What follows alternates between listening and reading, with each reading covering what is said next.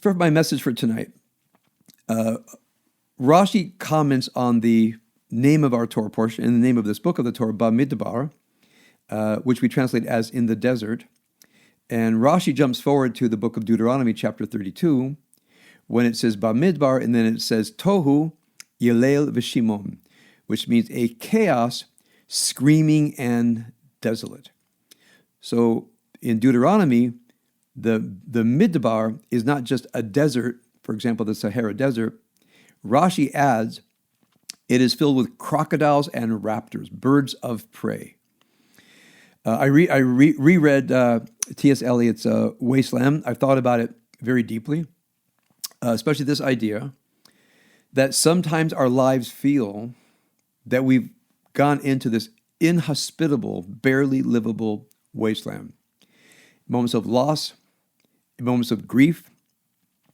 I think every spiritual seeker, in order to seek, we have to go into that wasteland of that vertigo, that we don't know what's right. We don't know what's true. We don't even know who we are.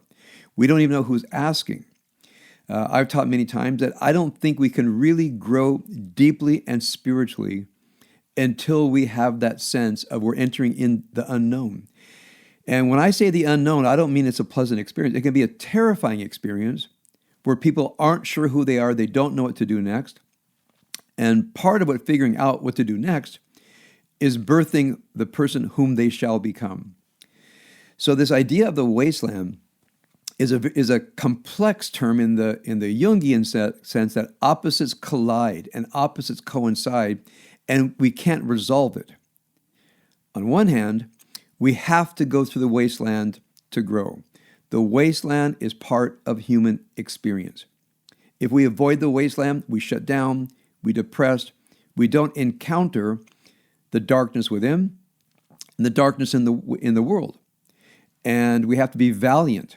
We have to be courageous. We have to be dedicated.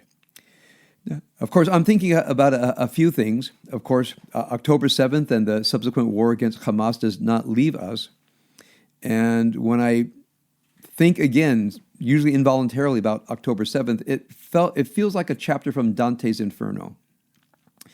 And the things I know, I can't unknow.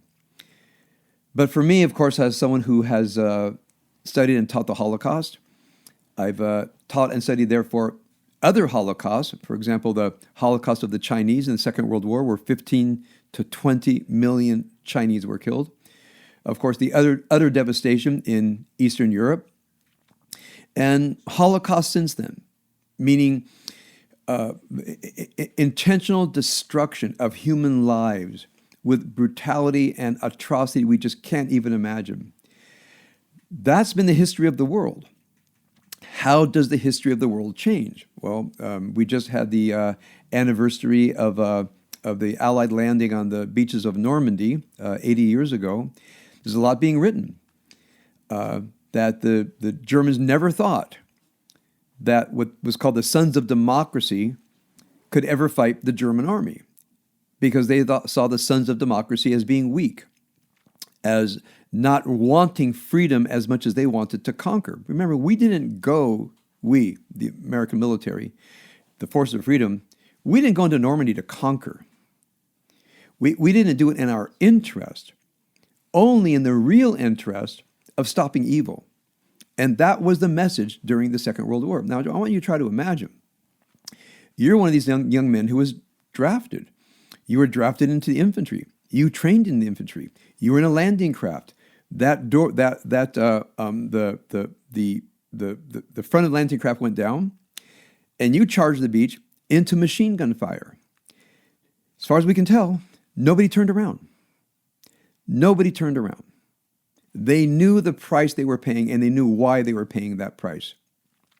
So when we look at the forces of freedom, and I'm going to include here the Israeli army, the forces of freedom fighting evil. So there is evil out there. There is a wasteland of crocodiles and raptors and birds of prey, a screeching wilderness that we only keep at bay because of our preparedness to fight evil. People say to me, isn't that a dour understanding of history? I think it's a realistic understanding of history, that evil regimes are only kept at bay because of the consequences that we'll face, because we, the children of democracy, are willing to pay the price to keep them at bay. So we see this before us right now, and it's something that never leaves my mind, especially when I looked at this Parsha, and Rashi says that the desert was a tohu, a chaos, a screaming chaos filled with desolation. Now I want to go to us individually. I've guided many people on their spiritual journey. I've certainly gone on my spiritual journey, and I know what it means to encounter the wasteland within. Now, on one hand, when we encounter the wasteland within, we still have to show up. Those who don't show up, they depress and they fold their tent. I understand it. I'm not judging anybody who doesn't want to show up back to life because the grief is too difficult. Sometimes the grief is too difficult, and people can't imagine themselves transcending that grief. But then there are others of us who realize that in a way that unremitting grief is one way we honor the loss. On the other hand, working through grief is one of the ways we honor life. And that's a struggle. And I've seen people in despair. I've seen people in despair about themselves. They feel horrible about themselves. They look at their addictive behavior. They look at their destructive patterns. They look at the debris and the wreckage that they left behind them in their lives. They suddenly have a realization to not blame everybody else and to be accountable. And the question is, what do I do in this rubble that I've created out of myself and my life? Well, there's a path forward. And the path forward is to navigate the wasteland, sometimes the wasteland that we have actually contributed to creating. I've seen the wasteland in relationships where people are just bickering and fighting and unhappy with each other. And as a counselor, I try to preach, as I talked about last week, the virtue practice.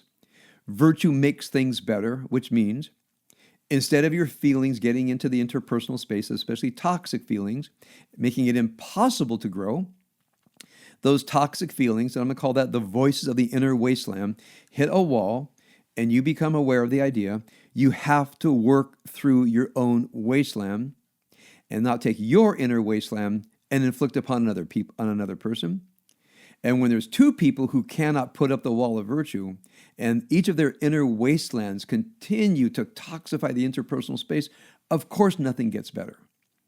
And then the person wakes up one day and says, my chaos, my screeching wilderness is mine.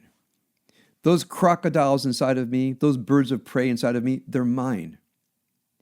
And I don't have any human right to inflict that on other people, especially people whom I claim to love.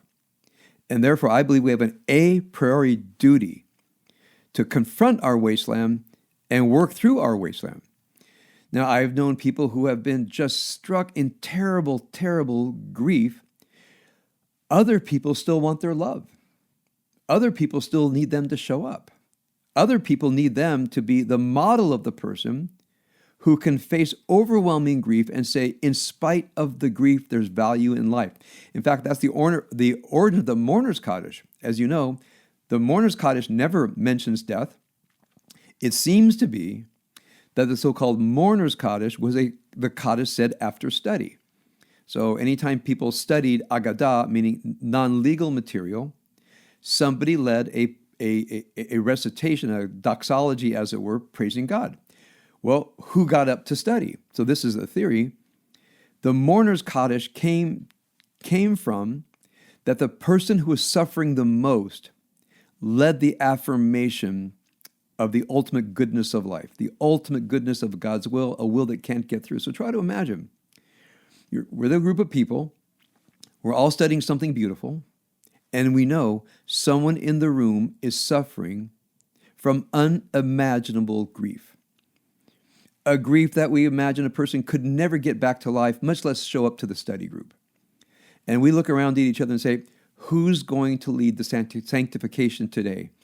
The sanctification of what we just studied.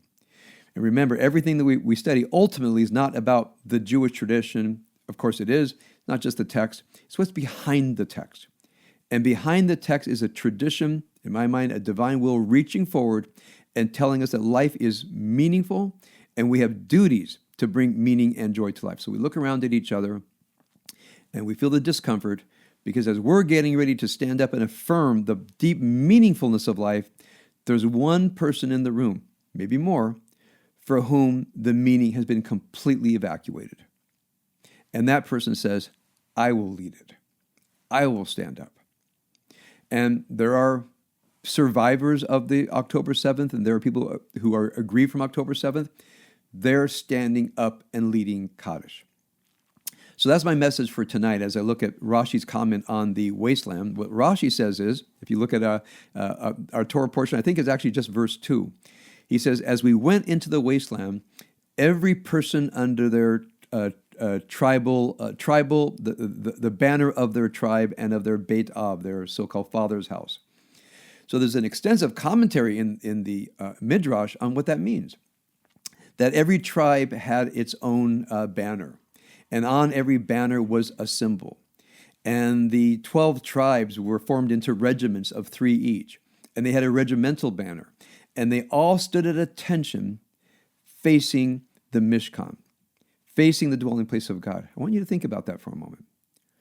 Right? It's a mythical image. All of the tribes, all 12, 3 on each side, 12 battalions, 4 regiments.